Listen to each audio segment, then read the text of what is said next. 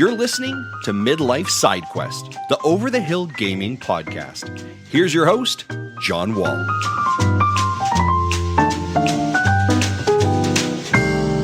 Welcome to Midlife Side Quest, episode 27. Thank you so much for tuning in today.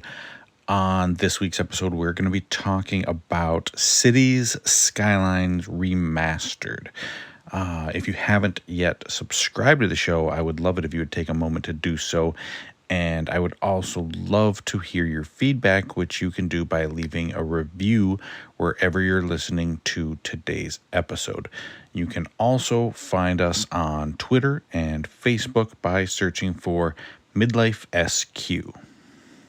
So I am a child of the 80s, so some of my favorite memories from being a kid are when we would go to the neighborhood video store on a Friday night and we would rent some movies or video games for the week, or, oftentimes old WrestleMania videos.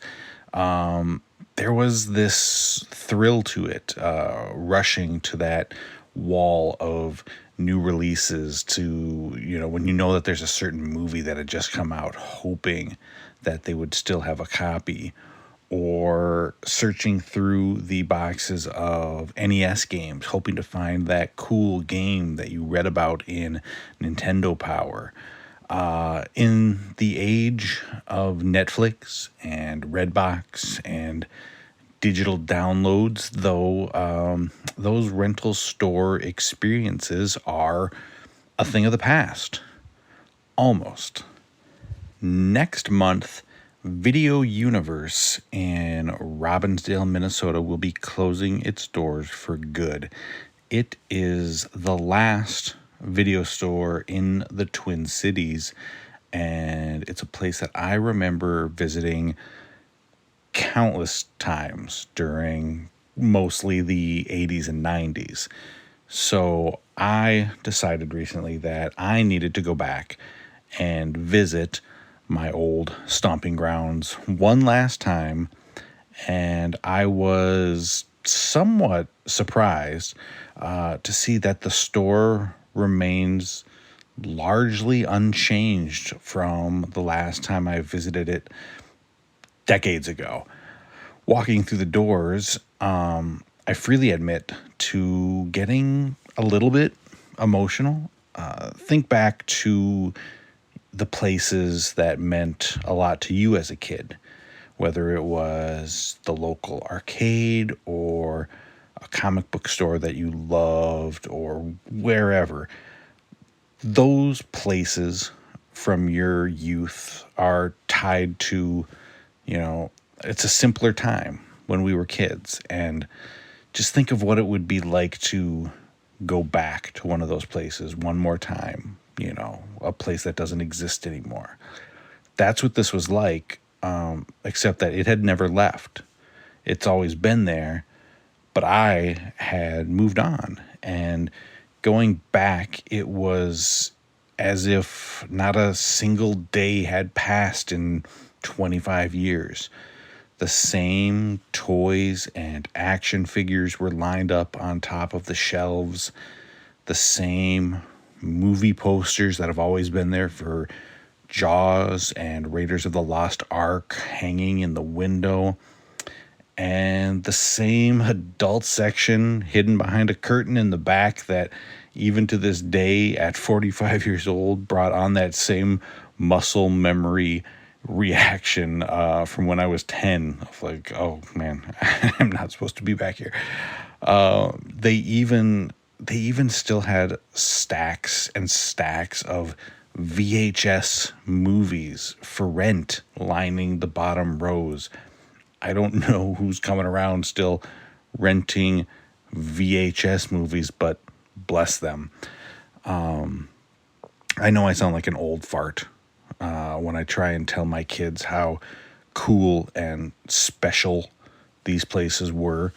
It's something that they don't get out of flipping through the thousands of options on Disney Plus. And yeah, I'm old. But these places were special and are special, the few that are, still around. Video Universe was a time capsule to my childhood spent watching crappy movies like Ghoulies or Last Action Hero, or reliving WrestleMania 2, or trying to finish Double Dragon before having to return it on Sunday night, or else you're going to have to pay a late fee.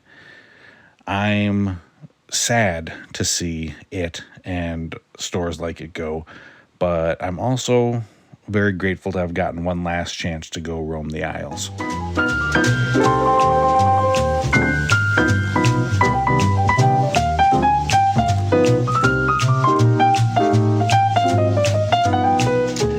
This past weekend, I was trying to find a game to play in between wrapping up Hogwarts Legacy and starting Resident Evil 4, which comes out tomorrow.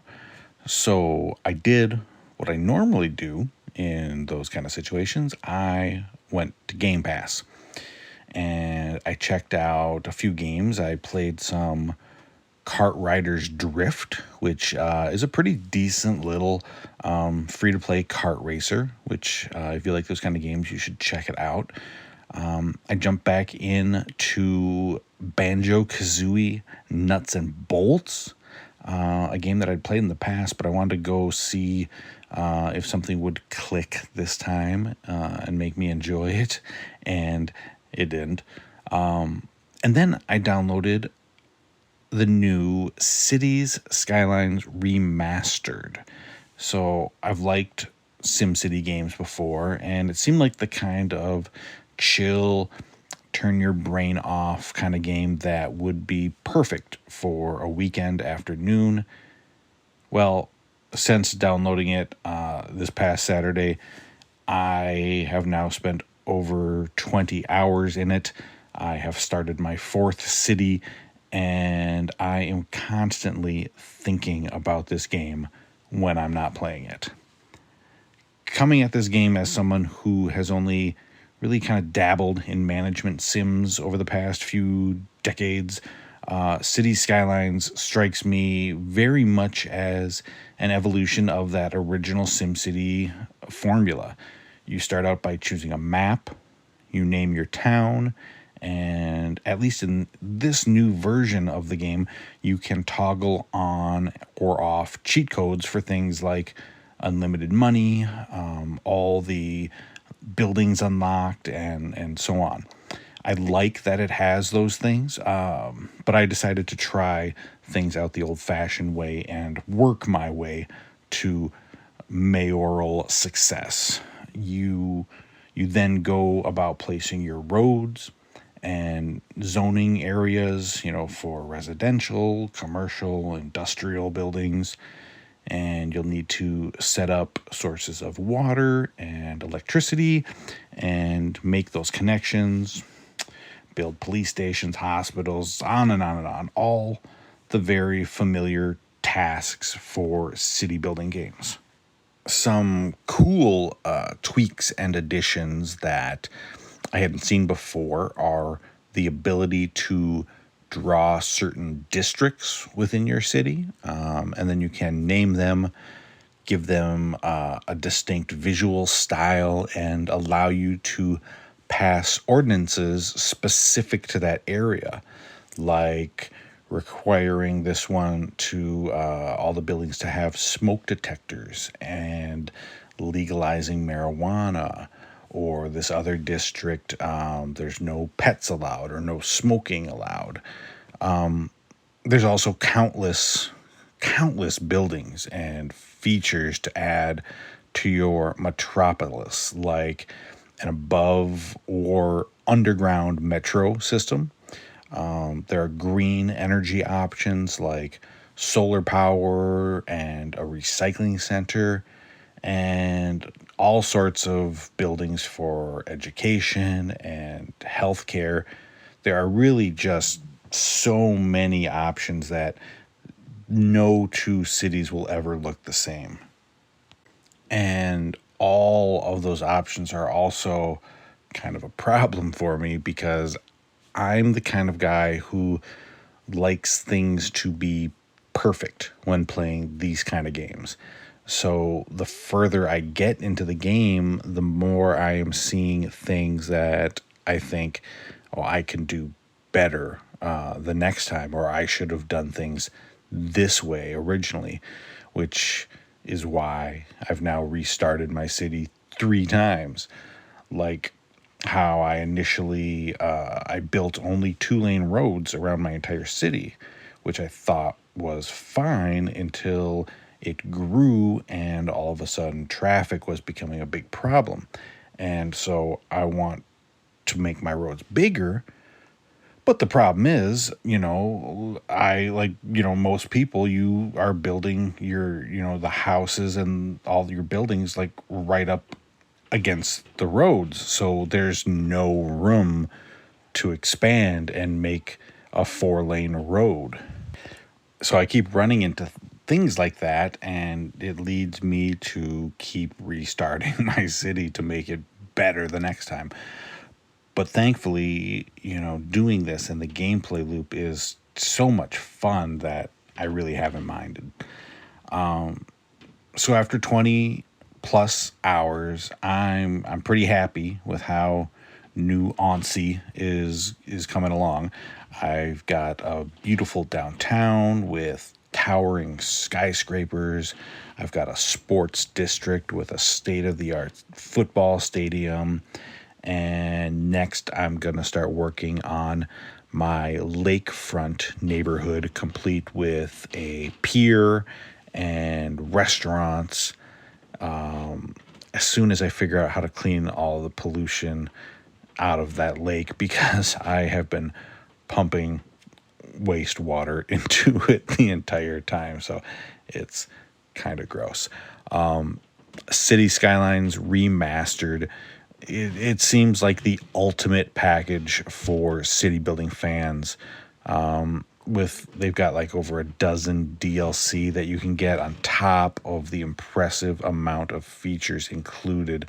So you will likely lose dozens of hours like I have building your dream city. All right, I'm going to go back to play.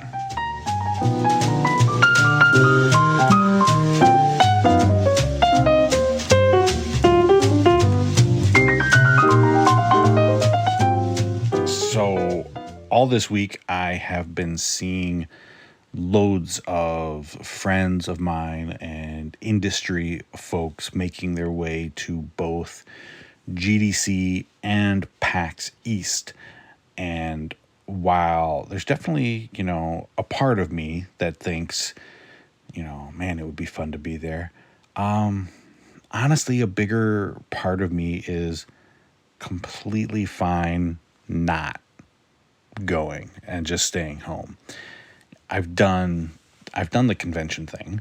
I've run around E3, going from appointment to appointment. And back then I was, chasing a dream of, I don't even know what.